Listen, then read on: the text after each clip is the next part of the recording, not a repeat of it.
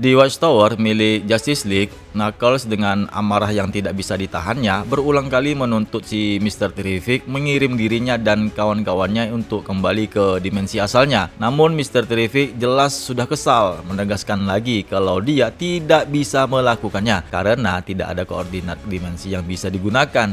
Dunia mereka juga Justice League sudah lenyap. Dengan keadaan yang frustasi, Knuckles pun mengepalkan tinjunya siap untuk menghantam, tapi Sonic menahannya. Jangan memukul si Mr. Terrific, ujarnya itu, mencoba untuk mendinginkan keadaan. Silver pun justru merasa lega, setidaknya Darkseid ikut lenyap, tapi ucapannya langsung ditegur si Amy. Dengan mata yang berkaca-kaca, dia pun menuding komentar itu dingin hati, mengingat mereka baru saja kehilangan semua orang yang ada di dunia mereka. Silver buru-buru meminta maaf, menjelaskan dia hanya mencoba mencari setitik hal baik di tengah musibah ini. Di sisi lain, Tails tidak yakin dunia mereka benar-benar musnah. Dia mengingat apa yang terjadi pada Dimensional Engine dan Chaos Emerald biru, berusaha menemukan jawabannya. Sonic pun menghampiri sahabatnya itu, bertanya apakah dia punya ide. Tails pun mengaku belum punya kepastian. Butuh waktu lebih lama. Si Sonic pun menenangkannya, berkata Justice League sudah memberi mereka cukup waktu banyak dengan memastikan keselamatan mereka. Namun ini si Mr. Terrific tidak sepenuhnya setuju. Dia memperingatkan para penjahat pasti akan segera sadar 6 pahlawan terbesar dunia ini menghilang dan mereka akan memanfaatkan kesempatan itu.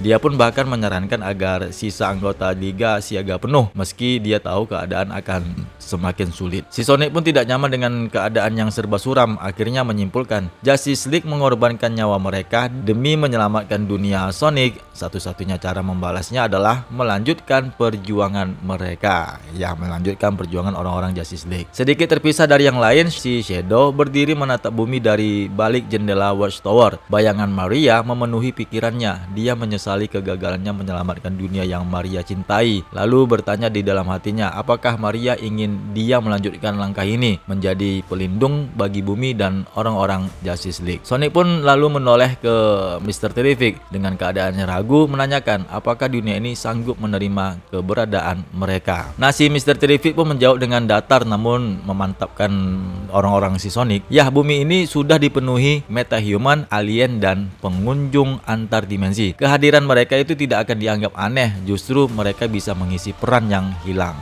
Di sisi lain, Silver menatap cincin Green Lantern di tangannya. Dia memasangnya dan seketika seragam Green Lantern terbentuk menutupi tubuhnya. Dengan sedikit terkejut, dia pun berkata cincin itu diberikan John Stewart saat mereka melompat ke portal dan bertanya apakah itu berarti dia resmi direkrut. Mr. Terrific menatapnya serius. Itu tandanya si John Stewart mempercayainya. Sebenarnya seluruh liga sudah mempercayakan segalanya pada mereka semua. Setelah hening sejenak, dia pun menambahkan kalau orang-orang Sonic memang ingin bergabung, saatnya mereka juga terlihat seperti bagian dari Justice League. Beberapa minggu berlalu setelah peristiwa lenyapnya Justice League, seperti yang diprediksi Mr. Terrific, para musuh mulai berani bergerak memanfaatkan absennya 6 figur besar pelindung bumi. Silver kini resmi menjadi Green Lantern dan mendapati dirinya dalam pertarungan sengit melawan Sinestro di ruang angkasa, tepatnya di sektor 2006. Bersamanya ada Tomare, Chip, dan Kilowog yang di saat itu terjepit dalam cengkraman monster reptil raksasa hasil konstruksi energinya si Sinestro. Silver berusaha menolong Kilowog, tapi veteran itu berteriak supaya dia fokus pada lawan utamanya. Sinestro dengan arogan menyindir Green Lantern Corps. Apakah mereka takut mengirim bala bantuan atau justru takut menghadapi kekuatan barunya? Ucapan itu diiringi letusan energi dahsyat dari konstruksi monsternya, membuat para Lantern terhuyung-huyung.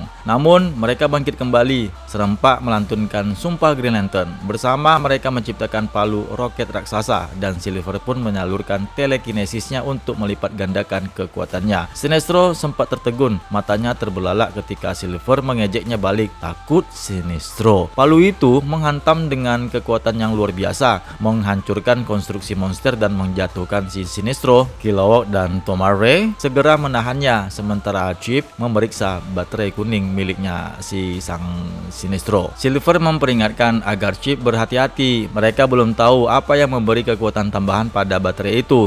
Tapi apa yang Chip temukan membuat Silver terdiam. Di dalamnya tersemat Chaos Emerald kuning. Silver pun menjadi terpaku. Batu itu seharusnya hilang bersama dimensi asalnya. Chip pun bertanya dalam bahasanya sendiri, apa artinya ini? Dan meski cincin menerjemahkannya, Silver hanya bisa menjawab lirih. Dia belum tahu, tapi dia harus segera kembali dan memberitahu yang lainnya. Dengan itu dia pun memutuskan untuk kembali ke bumi, meninggalkan posnya sementara kepada salah satu Green Lantern yang lainnya yang menjaga planet itu. Kemudian di bumi, di sektor 2814, tepatnya di Washington DC, kota yang dulunya dilindungi oleh Wonder Woman sekarang diguncang serangan pasukan kera dari Gorilla City. Di tengah kekacauan, pemimpin mereka, Gorilla Groot, mengenakan hiasan kepala yang dipasangi Chaos Emerald merah. Dengan kekuatannya yang diperkuat, dia menaklukkan pikiran Supergirl dan Hawkgirl, berkoar kalau mereka seharusnya bangga menjadi pion pertama dalam penaklukannya atas bangsa ini. Namun, ada seutas tali yang bercahaya tiba-tiba melingkar di lehernya. Hawkgirl mengejek jenius taktis. Itu karena lengah. Tepat sebelum Groot tersentak ke belakang, di ujung tali, Amy kini berseragam ala Wonder Woman, menyatakan lantang, Justice League tidak pernah berlutut pada siapapun. Dengan sekali ayunan palu berornamen lambang Wonder Woman, Amy merobohkan Groot. Meski pemimpinnya terhantam, pasukan kera tidak gentar. Salah satunya berteriak bahwa Amy hanyalah seekor landak kecil. Amy pun menangkis rentetan proyektil dengan gelang peraknya. Tepat saat Supergirl menyambar salah satu gorila dari langit, membalas, Headhawks ini lebih berharga daripada 100 dari kalian. Nah, saat si Gorilla Groot ditahan oleh si Supergirl, Amy membantu Hawkgirl berdiri. Si Hawkgirl ingin menghantam hiasan kepala si Gorilla Groot dengan gadanya, tapi si Amy menghentikannya setelah mengenali permata merah itu. Tunggu, katanya. Itu adalah Chaos Emerald, batu dari dunia kami. Semuanya dianggap musnah. Si Amy pun sempat terhenti. Matanya dipenuhi secercah harapan. Apakah mungkin dunianya masih ada? Namun dia cepat-cepat menepuk wajahnya sendiri, menegaskan fokusnya. Tidak sekarang, kita harus usir para gorila ini dulu. Nah, Hawkgirl pun mengangguk, siap kembali ke medan pertempuran.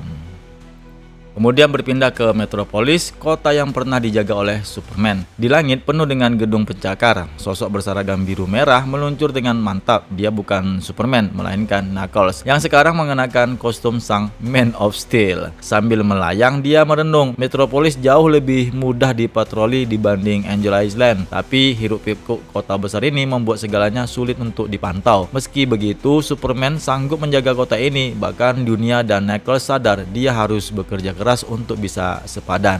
Di atap Daily Planet, Knuckles bertemu dengan Lois Lane. Dia bertanya apakah ada kabar dari Star Labs. Lois pun menggeleng. Liga memang terus memberinya laporan, tapi usaha untuk mencari para anggota yang hilang masih buntu. Knuckles pun menjawab, Tails dan Teen Titans juga ikut menyelidiki. Untuk sementara dia merasa sanggup mengendalikan keadaan. Lois Lane kemudian menyampaikan pesan tidak terduga, yaitu Lex Luthor si botak licin ingin bicara dengannya. Knuckles pun menatap curiga, mengapa Lex Luthor mencarinya. Lois pun menjelaskan, Lex tahu dia salah satu orang non-liga yang dipercaya Knuckles, dan kemungkinan besar si jenius botak licin itu mengincar sesuatu dari pertemuan itu. Biasanya Lois akan menolak mentah-mentah tawarannya si Lex Luthor, tapi kali ini dia terpaksa memberi lampu hijau. Ada kemungkinan ini menyangkut jejak para Liger yang hilang. Knuckles segera paham dan beranjak menuju LexCorp. Sebelum dia pergi, Lois pun memperingatkan, jangan remehkan dia. Si botak licin itu jauh lebih berbahaya daripada yang terlihat. Knuckles hanya mendengus, semua jenis botak yang jahat sama saja.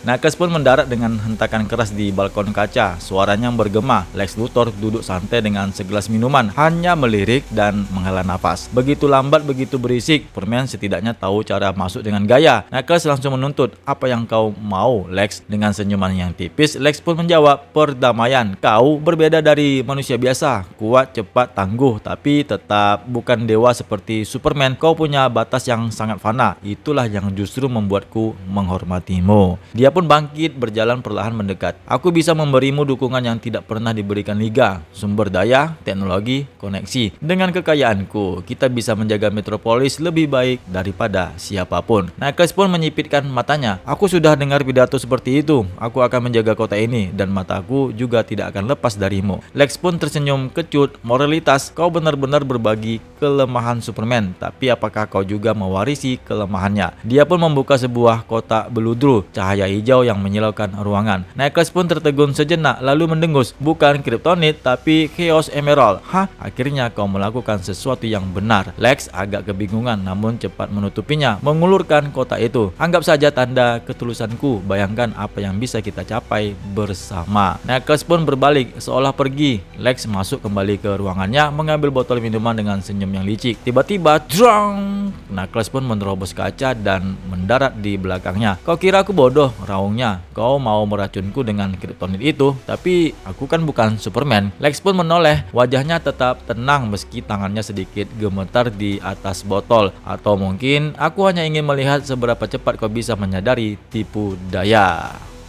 Kemudian berpindah ke Gotham City, di mana pada saat itu di malam hujan yang lebat, di mana sirine mobil polisi tenggelam oleh suara tawa yang melengking, yaitu si Joker yang sedang mengendarai mobil mini warna ungu hijau, melaju zigzag di jalanan yang sempit sambil menembakkan roket seenak hatinya saja. Bangunan tua runtuh sebagian, orang-orang berlarian panik. Vroom vroom Betsy, siapa sangka midlife crisis bisa sekecil ini. Dari kegelapan, sebuah mobil Batmobile muncul membuntuti kendaraan Joker. Sang badut pun menoleh, lalu tertawa lebih keras saat melihat siapa pengemudinya, yaitu ternyata Shadow the Hedgehog, lengkap dengan jubah dan emblemnya si Batman. Kau bercanda? Si landak bisa menyetir, apa kakimu bahkan bisa menyentuh pedal? Si Joker pun menembakkan roket mini Batmobile itu meledak dari serpihan. Shadow pun terlempar tapi langsung mendarat sempurna di aspal, menatap dingin.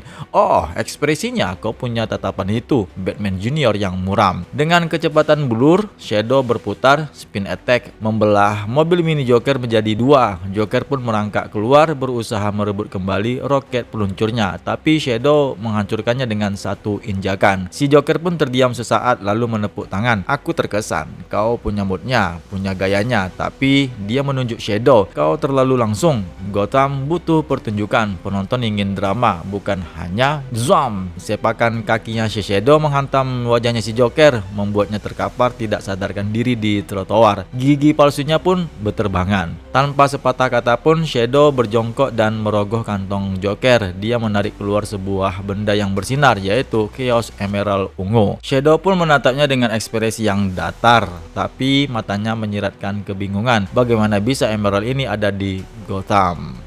Di malam harinya di Central City, kilat merah menyambar di antara gedung-gedung. Dua siluet kabur bertarung di jalan raya. Sonic dalam kostum Flash dan Reverse Flash menggenggam Chaos Emerald Shine. Sonic berkata, Emerald itu bukan milikmu, itu sangat berarti buatku, serahkan dan kita anggap ini selesai. Reverse Flash pun menyeringai, kau tidak berhak menuntut apapun, sama seperti kau tidak berhak memakai seragam itu. Sonic pun bergumam sinis, oh jadi gitu, lucu juga ya dari orang yang menyebutnya sebagai Reverse Flash. Serius, gak ada Thesaurus di masa depanmu? Mereka saling bentrok, cahaya merah dan kuning berpijar di setiap gedung yang mereka lewati. Reverse Flash makin sengit, aku yang menempa si Barry jadi pahlawan sejati dengan tragedi, dengan kehilangan. Kau hanya anak kecil yang main kostum, fokus nol, keyakinan kosong, bahkan ya tidak pantaslah menjadi tiruannya. Sonic pun mulai terengah, berkata, oke, kuakui kau cepat juga. Si Reverse Flash pun berkata, aku satu-satunya manusia tercepat yang tersisa, kau tidak akan pernah. Dia pun terhenti berbicara, tangannya pun kosong. Chaos Emerald ternyata sudah tidak ada. Sebagai gantinya, sebuah kaleng soda. Sonic sekarang menggenggam Emerald yang berkata, apa aku terlalu cepat buat matamu? Mau coba lagi?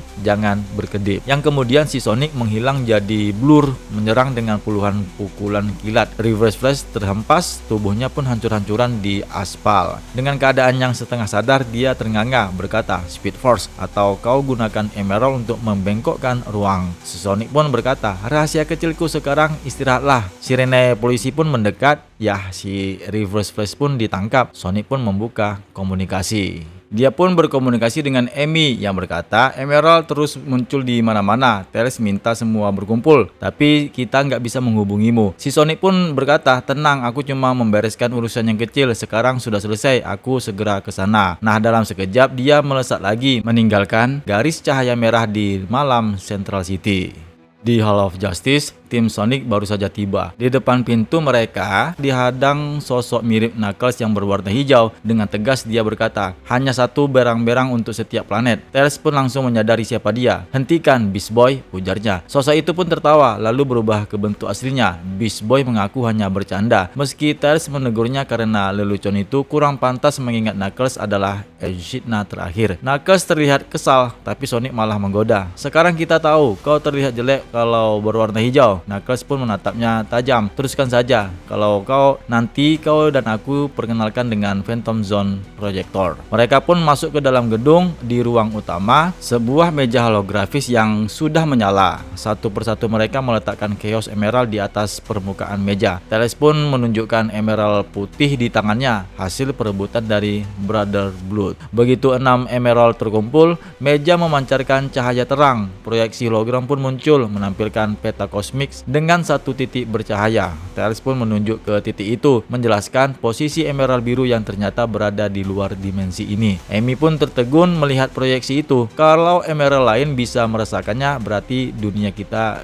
Si Tails pun langsung mengangguk penuh keyakinan, dunia kita masih ada. Silver sempat bingung karena sebelumnya Mr. Terrific bilang dunia mereka sudah hancur. Tails pun segera meluruskan, menurutnya koordinator jenius Justice League itu tidak bisa mendeteksi planet mereka, sedangkan Tails punya dugaan yang lain. Saat pertempuran terakhir, mesin dimensi milik Darkseid mengalami kerusakan dan bukan menghancurkan dunia, melainkan menyembunyikannya di dalam sebuah dimensi saku. Sonic pun menambahkan, sekarang ketika emerald lain sudah terkumpul, mereka bisa saling beresonansi untuk membuka jalan pulang. Namun Shadow pun mempertanyakan apakah itu langkah yang tepat. Si Sonic pun menghela nafas, sedikit jengkel dengan sikap sinisnya, lalu mengingatkan kalau dunia mereka selamat, berarti Darkseid juga masih ada. Membuka jalur pulang, dia memberi peluang musuh untuk menyerang bumi milik Justice League. Knuckles tidak tergoyahkan, dia mengingatkan semua orang, Justice League sudah rela mengorbankan nyawa demi menyelamatkan dunia ini. Kalau situasinya terbalik, para pahlawan itu juga pasti akan menolong mereka tanpa ragu. Jadi bukan soal mau atau tidak, melainkan kapan mereka bergerak. Dia lalu bertanya apakah